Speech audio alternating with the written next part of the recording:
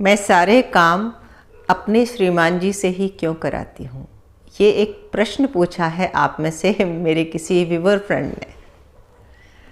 मुझे बहुत हंसी आई और मुझे लगा कि इसका जवाब देना चाहिए। तो नमस्कार मित्रों, मैं ममता बाजपेयी भोपाल से मेरी हरी भरी छत पर आपका स्वागत है। लीजिए, मैं फिर हाजिर हूँ नए वीडियो और नई जानकारी के साथ। आप देख रहे हैं इंडियन टेरेस गार्डनिंग आर्ट और आज मैं इस प्रश्न का उत्तर दूंगी कि मैं सारे काम अपने श्रीमान जी से क्यों कराती हूँ। प्रश्न ही गलत है। आपको क्या पता कि बगीचे में कितने काम होते हैं। एक बहुत छोटा सा आंसर दूंगी कि देखिए, मैं एक चैनल चलाती हूँ और मुझे वीडियोग्राफी करनी होती है। वीडियो बनाना, वॉइस ओवर करना, एडिट करना, ये सब मेरा काम है। तो मुझे पता होता है कि मैं कब क्या रिकॉर्ड करूं, कहाँ जूम करूं, कैसा मुझे वीडियो चाहिए, क्या मेरा सब्जेक्ट है। तो जाहिर सी बात है कि मुझे कैमरा अपने हाथ में चाहिए। और आप लोग सभी मेरी आवाज़ की तारीफ़ करते हैं, तो मुझे ये भी पता है कि मुझे कहाँ कितना किस जगह प्रेजेंट होना चाहिए। तो हमने काम बांट लिए हैं। मैं अपनी सुविधा के हिसाब से रिकॉर्डिंग करती हूँ और श्रीमान जी मेरे इस प्रोजेक्ट के मॉडल होते हैं। वो एक तरह से सारा जो काम मुझे करके दिखाना होता है, वो मॉडलिंग वाला हिस्सा उनके उसमें आता है, उनके हिस्से में आता है मॉडलिंग वाला काम।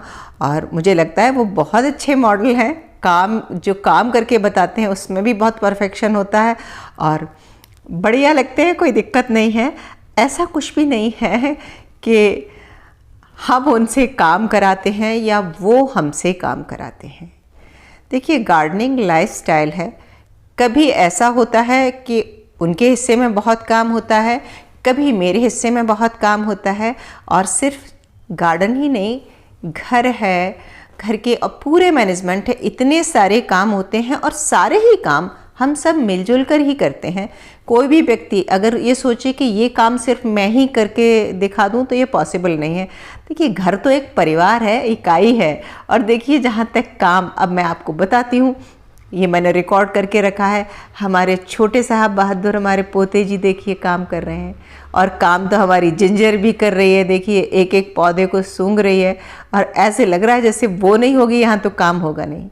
आप सच मानिए कि गार्डन एक टीम वर्क है। गार्डनिंग जो है वो टीम वर्क है और इसका कभी काम ख़त्म नहीं होता। आप किसी किसान से जाकर देखिए। मैं आपको एक झलक दिखा देती हूँ और ठीक है कि कैमरे पर मैं कभी नहीं आती हूँ, मेरी वॉइस रहती है, मेरे दूसरे काम रहते हैं। कैमरा मैंने उनको दे रखा है और उनको वो पार्ट अच्छा लगता है। तो बस देखिए, छोटी सी बात है और चैनल का उद्देश्य है कि आप लोग बागवानी सीखें और मेरे उस वीडियो से वो उद्देश्य पूरा हो रहा है। तो मुझे ये भी लगता है कि ये सब फालतू की बातें हैं। इनसे कुछ फ़र्क नहीं पड़ता कि वो ज़्यादा काम करते हैं, मैं ज़्यादा काम करती हूँ। देखिए, छोटा सा बच्चा भी काम कर रहा है और बहुत अच्छे से कर रहा है। तो घर के सब लोग मिलकर काम करते हैं। आपका उत्तर मुझे देना ज़रूरी लगा तो मैंने आपको दिया। और ऐसा नहीं है, सारे काम ऑन कैमरा नहीं होते, ऑफ कैमरा भी हम बहुत सारे काम, जो बड़े काम होते हैं। सच तो ये है कि मैं जब खुद काम कर रही होती हूँ तब कोई रिकॉर्ड करने वाला होता ही नहीं है। या मैं सुबह आती हूँ, मैं रेडी भी नहीं हूँ, कंघी भी नहीं की है और बिल्कुल ऐसे हम घर के कपड़ों में, गाउन में, मिट्टी का काम कर रहे हैं। आप जब कैमरे के सामने आते हैं तो थोड़ा प्रिपेयर होना पड़ता है। मेरे पास इतना काम रहता है कि मुझे वो काम बहुत भारी लगता है कि पहले मैं तैयार हूँ, फिर मैं कैमरे के सामने आऊँ। और फिर ये भी होता है ना कई बार कि जो मुझे बताना है कि ये करके बताना है, मैं ही अगर मॉडल हो जाऊँगी तो मेरे लिए वो बिल्कुल पॉसिबल नहीं है। मैंने बहुत सारी बातें कर ली इस बारे में। अब इस विषय को यहीं छोड़ते हैं और थोड़ी सी गार्डनिंग की बात कर लेते हैं। अगला वीडियो मैं इस विषय पर लाऊंगी कि अब गर्मियाँ शुरू होने वाली हैं, तो हम गर्मी की फसल के लिए क्या क्या तैयारी कर लें। क्योंकि मेरे पास अभी बीज वगैरह है नहीं, मैं जब बीज लगाऊंगी तब मैं आपसे साझा करूंगी। लेकिन मैं मिट्टी को धूप दिखा रही हूँ तो वो तो आप दिखा ही लें, पॉट खाली कर लें।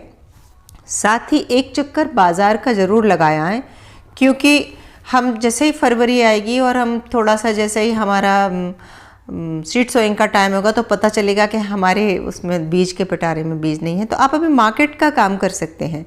और जो हम इस तरह के लिक्विड खाद बनाते हैं ना, जो जैसे हम जीवामृत कहते हैं, जिसमें हम गाय का गोबर, गौमूत्र, बेसन और अगर होता है तो डीकम्पोज़र मिला के और हम गला देते हैं, सब्जी के छिलके भी डाल देते हैं और 20 से 21 दिन में वो तैयार हो जाता है। तो उस तरह का भी आप जो है ना, जीवामृत तो हम शहर में नहीं बना पाते क्योंकि हमको गोबर नहीं मिलता, लेकिन उसको हम बिना गोबर के भी, यानी कि गोबर के खाद से, वर्मी कंपोस्ट से भी बना सकते हैं। उस पर भी मैं पूरा वीडियो बना के आपके दूंगी कि मैं जीवामृत की जगह उससे मिलता जुलता क्या लिक्विड मैन्योर बनाती हूँ जो जीवामृत की तरह ही काम करता है। तो इन दिनों आप वो सारे मटेरियल इकट्ठे कर लें। जैसे सरसों की खली अब लगेगी तो लिक्विड खाद के लिए वो आप खरीद के रख लें, गोबर की खाद उपले मिल जाएं, किसी पेड़ के तले की मिट्टी मिल जाए, और जो हाइब्रिड के बीज हैं वो तैयार कर लें, या आपके ग्रो बैग अभी नहीं आए हैं तो छोटे छोटे जो काम है ना, अभी से आप शुरू कर दीजिए। हालांकि अभी हमारे यहाँ ठंड है, बहुत ठंड में हम बीज अगर डालेंगे तो जर्मिनेट होते तो हैं, लेकिन उसके लिए बहुत एक्सपीरियंस चाहिए। हाँ, यदि हम नए हैं तो अभी थोड़े दिन रुकें, जर्मिनेशन के लिए थोड़ा सा हीट चाहिए होती है, तो अभी ठंड है। और लेकिन बीज आप डालना शुरू कर सकते हैं, यदि नहीं है तो मार्केट से ले आइए। ऐन वक्त पर कई बार चीज़ें मिलती नहीं हैं, अभी से आप करेंगे तो आपके पास समय रहेगा। ये छोटे छोटे काम हैं जो आपको करना है अभी, और उम्मीद है कि वीडियो अच्छा लगा होगा। अच्छा लगा हो तो लाइक करें, शेयर करें और सब्सक्राइब तो मुझे कर ही लें। मिलते हैं अगले वीडियो में नई जानकारी के साथ, तब तक के लिए नमस्कार।